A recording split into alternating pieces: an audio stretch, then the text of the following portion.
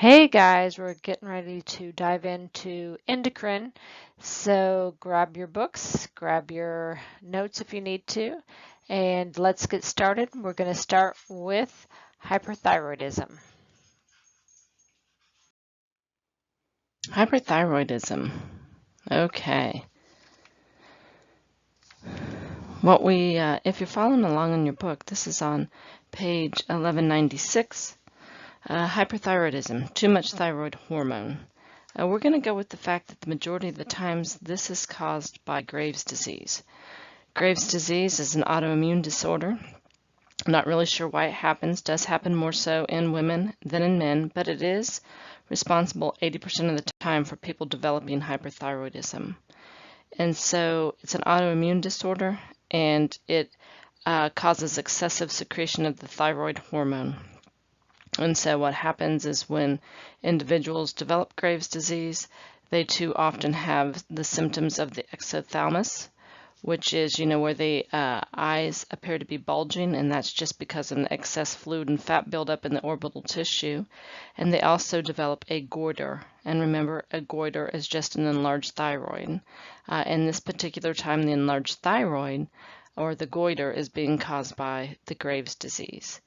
There are a couple of other reasons listed in your book why someone might have hyperthyroidism: a toxic nodular goiter, thyroiditis, even excess intake of iodine, which we don't see in the United States, possible pituitary tumors, and thyroid cancer. But just remember, the majority of the time it is due to autoimmune disorder known as Graves' disease. So we have this overactive thyroid, and this overactive thyroid just puts the patient into an overactive state. So you're looking at your picture. You can see that these people can have a definite intolerance to heat. If it left untreated, fine straight hair. We already talked about the bulging eyes, the exophthalmos, flushing, the goiter, the enlarged thyroid. Tachycardic and increased blood pressure, a definite weight loss with an increase in appetite. They can have muscle wasting, diarrhea, menstrual changes, definite tremors, anxiety, and finger clubbing. If you guys are looking in your book, there's a great picture, or table I should say, on page 1197 that outlines the various signs and symptoms someone with hyperthyroidism might experience. A complication that can occur with hyperthyroidism, though it is rare, is what we call a thyroid storm, a thyroid crisis, or it's also called a thyroid toxicosis. It can be brought on by stress. It can be brought on by surgery, especially manipulation of the thyroid, and the patient just goes into overdrive. They can have severe tachycardia, heart failure, shock, hyperthermia, seizures, and it potentially could lead to death. And so you just really focus on reducing the circulating thyroid hormone levels. And they typically do this by treating the signs and symptoms. A lot of times they will give IV PTU, which we'll talk about in a minute, but they'll also often give beta blockers to help slow down the tachycardia and decrease the blood pressure.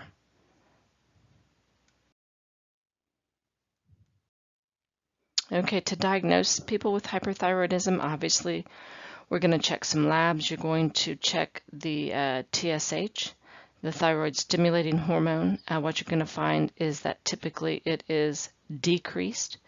You're going to find that the thyroid hormone is increased, and typically you're going to find that the T4 and the T3 are increased. So the TSH is usually decreased, T3, T4 increased, and your thyroid hormone is increased.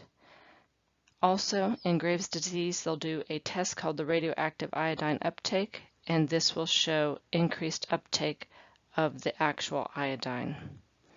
So typically when someone is diagnosed with hyperthyroidism, they go ahead and place them on some drug therapy. A lot of times the first line drug is the PTU. It blocks the synthesis of the thyroid hormone. Another one, tapazole, is also mentioned in your book, and it does the same thing. It blocks the synthesis of the thyroid hormones. A lot of times they will use these particular medicines. They're by mouth. The PTU has to be taken 3 times a day. The Tapazole 1 time a day. They help to get people who have Graves' disease into check. You know, it typically takes about 1 to 2 weeks. They start to see control of their symptoms, with complete control of their symptoms in 6 to 8 weeks. If you have a young lady who has Graves' disease and is pregnant and needs to control their symptoms, then they're going to put them on something PO, rather than obviously be able to do the radioactive iodine therapy. If they're having issues with the tachycardia and the high blood pressure, a lot of times the treatment choice are the beta blockers, and just remember those are the LOLs. There is a time when they'll choose to do the radioactive iodine therapy. This is typically the treatment of choice for your non-pregnant adults. And what they do is they just bring them in on an outpatient basis. They have measured the activity of the thyroid. They know how much radioactive iodine needs to be administered, and then the patient comes in and takes the medication. It does have a delayed response, and it can take up for 3 months for a patient to actually get the full effects of taking the radioactive iodine. And so 3 months. Sometimes afterwards, these patients might complain that they have some, dry mouth, so they can just have some sips of water, ice chips, or gargle with salt water. Your book actually talks about dissolving 1 teaspoon of salt or baking soda in a couple of cups of warm water. This should subside within a couple of days. It does say that we need to be cautious that people who are going home, which they are going home, because they do take enough radioactive iodine, that it could be harmful, and that they should use a private toilet. When they do go to the bathroom, they should flush 2 to 3 times after each use. They should wash everything separately to include their towels. They shouldn't really prepare foods for others when it requires prolonged handling, and that they should avoid close contact with women or children for 7 days afterwards.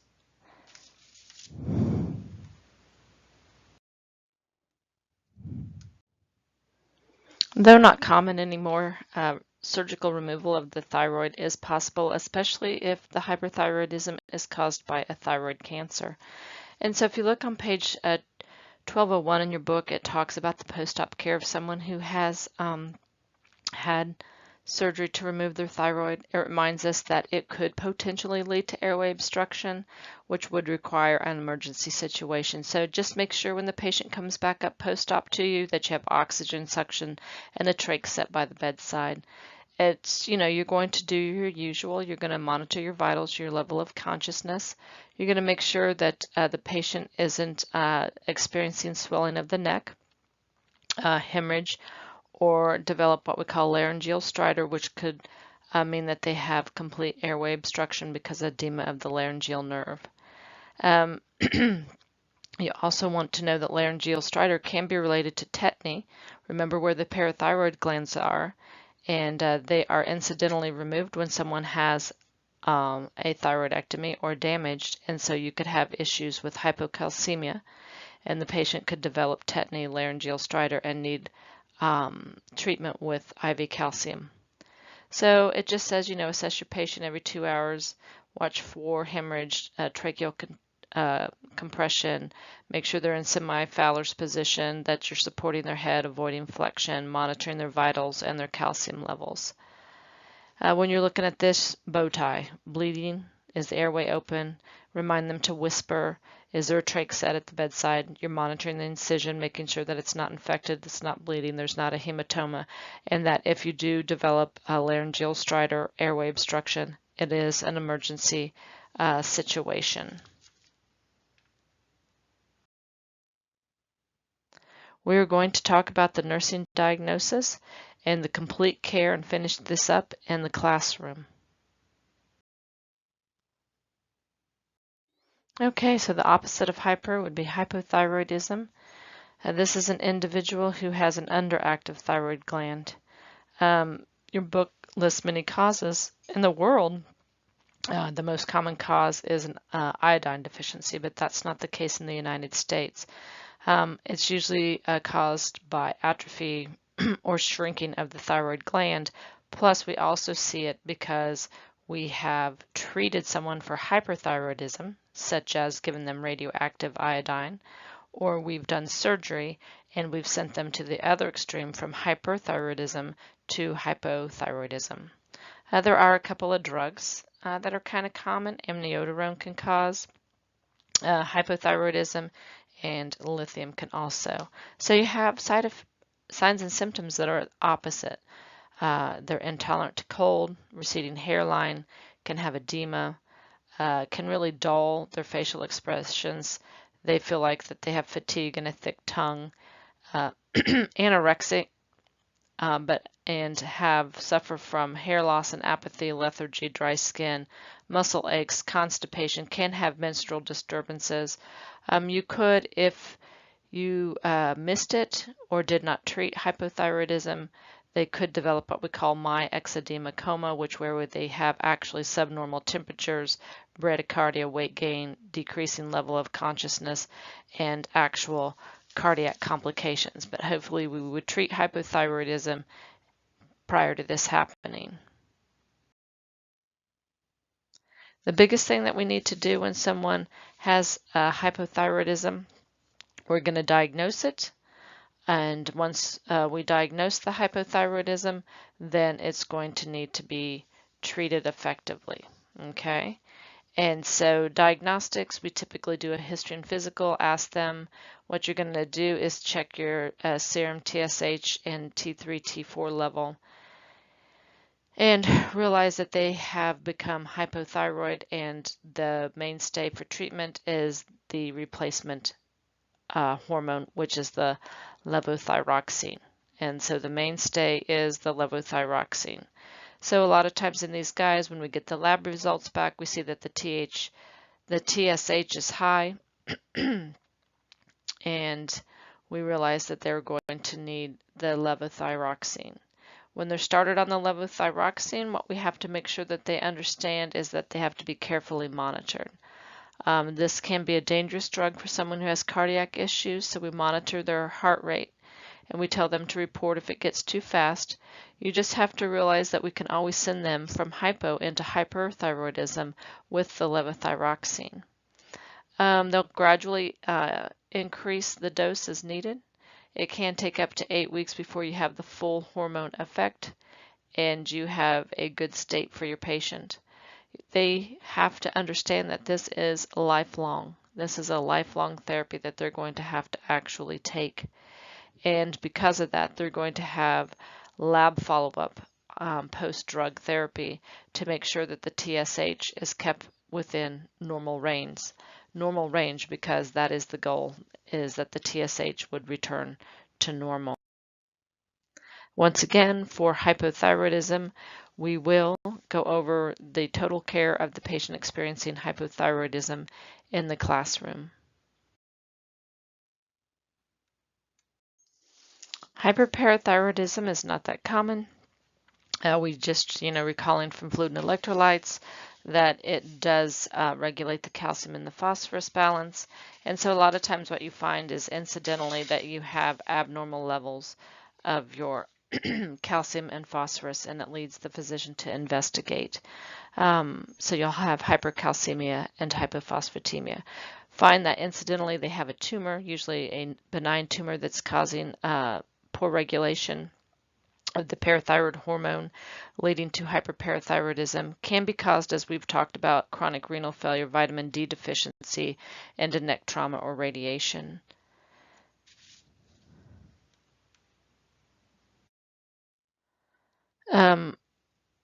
Some signs and symptoms of someone who is experiencing hyperparathyroidism could range and usually is asymptomatic, and they find out that they have hyperparathyroidism, it's unrelated. They're going through testing for something else.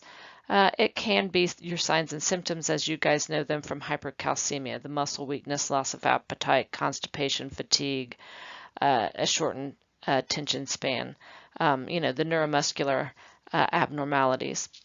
As far as how we diagnose it, They do and will look at the parathyroid hormone once they have someone who has hypercalcemia and hypophosphatemia. And so if they have someone who has elevated calcium levels, low phosphorus levels, a lot of times they will check the parathyroid hormone and find that it is elevated. So a lot of times, how do we manage it? The most effective treatment is to have surgery, surgical intervention to where they partially or completely remove the parathyroid gland. That can be usually endoscopically done and on an outpatient basis. We do have to monitor their calcium levels then post-surgery. You have to be concerned that you're going to send them into, if you remove the parathyroids, that would send them into a hypoparathyroid state where they would have a low calcium level. And remember the signs and symptoms of a low calcium level and how you can have some life-threatening complications. A non-surgical treatment would be to treat the hypercalcemia, restrict the calcium, especially the milk products. Lasix also increases the excretion of calcium. The phosphates help to bind with the calcium and interfere with calcium reabsorption, and the calcitonin is actually used to decrease skeletal muscle calcium release. Okay, Cushy Carl, we're on Cushing's. Cushing's is on 1207. So what we have going on here is an excess of corticosteroids. So typically in the United States, that is from having the administration of chronic steroids. So that would be like your prednisone. And we've talked about what happens when someone is on chronic corticosteroid replacement therapy. And so also though for Cushing's, it might not necessarily be to taking corticosteroids, but it also could be to a tumor. Typically the tumors are either in the pituitary or the adrenal, but they could possibly be outside of that area and just be a tumor that increases the production of the ACTH. So if you guys stop and think about when we've been in class and we've talked about the signs and symptoms or side effects of someone who takes corticosteroids on a long-term basis, what happens to them? Well, often they're hungry. So Cushy Carl is hungry. He wants to eat Twinkies and chips, and he also will have fluid retention. You could get specific and break the signs and symptoms into which particular types of steroids they are, but we will not do that. We're just going to do our signs and symptoms in general. So you think about what happens to someone who has excess exposure to corticosteroids, and you can look at this particular picture. They can develop what we call a moon face. A moon face is a full face. Okay, so a moon face is a full face. They can develop a humpback or a buffalo hump, and you can see the picture of that. They will have muscle wasting, and they will have very thin skin that tears easily. They will have fluid retention and therefore experience weight gain. The weight gain can often be rapid, and therefore they develop what you and I would call stretch marks, but the medical term would be purple striae. And they would have slow wound healing. These all sound very familiar because this is the side effects of someone who is taking chronic steroid therapy. How do we diagnose someone who has Cushing's? A lot of times what they do is that they will have them collect a 24-hour urine for free cortisol, and they will look for elevated levels. No, you do not have to know these values. They will also do what we call a dexamethasone suppression test if the 24-hour urine cortisol is not diagnostic. If they're not taking, steroids, then we have to be concerned that they have a tumor. And so we would need to look at, for instance, a CAT scan or MRI, possibly of the pituitary, the adrenals, the lungs. Somewhere there's a tumor that's increasing the secretion of the ACTH. Look at your CBC, and you definitely would want to look at your electrolyte panel. It's going to be just like someone who's on steroids. You're going to have an increased blood sugar, an increased sodium, a decreased potassium level, and certainly not on that electrolyte panel, but you would have increased cortisol levels. And so that would be an increased sugar, increased sodium, but a decrease in your potassium levels. Okay, so our goal obviously is to normalize the hormone levels. So often we can do this by giving them a drug that suppresses cortisol production. One of the more common ones is this ketoconazole. And so the ketoconazole is a PO medicine that is given. It should hopefully suppress the cortisol production. Often this is called a medical adrenalectomy. But these guys have to be watched cautiously to make sure that they don't go to the other end of the spectrum and end up with adrenal insufficiency. It's possible if the Cushing's develop because we've been giving them long-term corticosteroids, then you could possibly gradually discontinue the steroid therapy, but remember it has to be done over time, otherwise they could develop adrenal insufficiency. You could try reducing the dose of the steroids they're on or possibly go into alternate day therapy. When drug therapy is not appropriate or does not work, then it's possible that surgical intervention will be needed. Okay, so if medical management is not indicated or possible, then it's likely that the patient could go to surgery. If the adrenal is the issue, then they're going to do an adrenalectomy. And this can be achieved laparoscopically or open. The one picture is showing you laparoscopically. It's very nice. The patient typically only has like 4 small puncture sites that might be a ½ inch to an inch wide, versus an open, which is a rather, whether they use the side approach or the midline approach, is a rather large abdominal incision. When these guys come back to you post-op, they've had an adrenal removed, then they're going to be at risk for bleeding. It's a vascular tissue, so just make sure that you're watching for signs and symptoms of bleeding. Remembering what the adrenal does, they're going to have an unstable blood pressure and fluid and electrolyte issues because they're going to have unstable hormone release. They're going to get IV corticosteroids post-operatively. You're going to want to taper those slowly post-op, not too quickly, and sending them into adrenal insufficiency. They're going to monitor the cortisol levels, and a lot of times they actually monitor the cortisol levels that are in the urine. So if the adrenal is the issue, they're going to possibly get an adrenalectomy. If the pituitary is the issue, then they're going to do a nasal approach and remove the pituitary. This particular surgery is called a transsphenoidal resection, where they go through the nose. And just need to watch these guys post-operatively too, as far as their level of consciousness and their vital signs.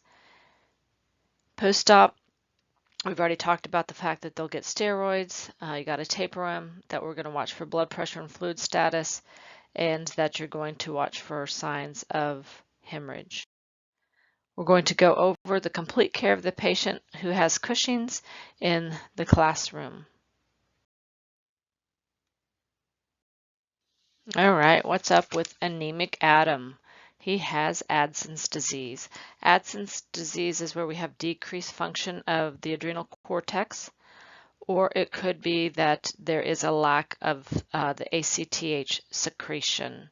And so when you have Addison's disease or primary, you can have involvement of all the different corticosteroids. In secondary, you typically don't have issues with the mineral corticoids. So typically in the United States, the most common reason that someone has Addison's disease is it is an autoimmune disorder. And this autoimmune disorder produces antibodies that actually destroy the patient's own adrenal cortex. And so we're going to focus on this particular issue.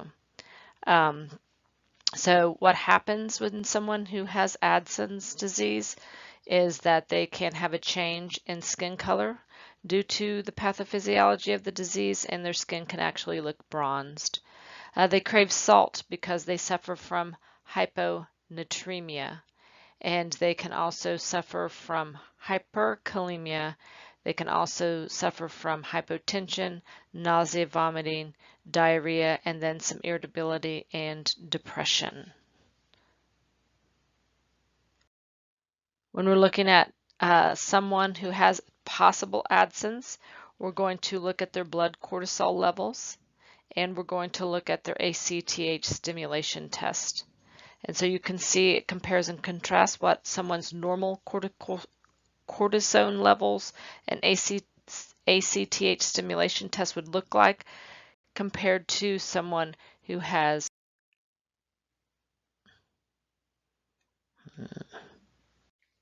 this particular patient too. After they have their ACTH stimulation test, you're going to have a CBC, and often the CBC will show that they are anemic, and then your electrolyte panel will show that you have someone who actually has hyperkalemia and low chloride, sodium, and glucose levels.